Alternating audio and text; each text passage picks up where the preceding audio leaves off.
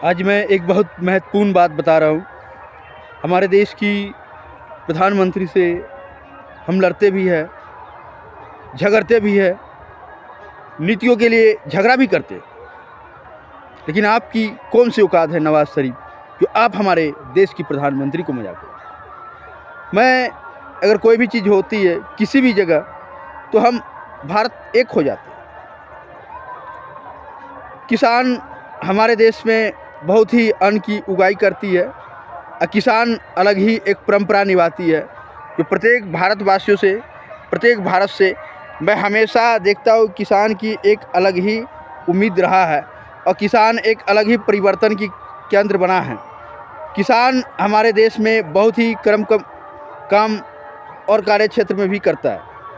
किसान की वो परंपरा रही है जो किसान कभी अपने देशों के लिए बहुत ही कुछ करते थे और आज भी न जाने किसान हमारे देश के लिए क्या कर रहे हैं, क्या नहीं करते हैं। किसान पूरे देश को पेट भरता है।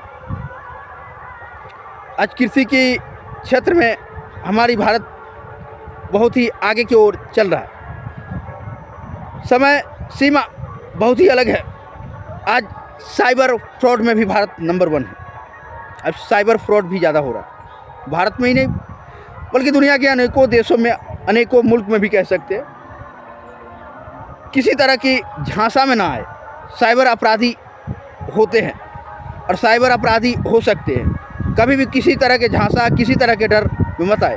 अगर कोई व्यक्ति कहता है कि मैं पुलिस स्टाफ हूँ, मैं पुलिस बात कर रहा हूँ, उसके झांसे में ना आए। सीबीआई कहते हैं तो भी झांसे में ना, किसी का भी झांसे में नहीं आना है। साइबर अपराध ऐसे ही हो रहा है, झूठा है, फेब है, बहुत कुछ हो रहा है।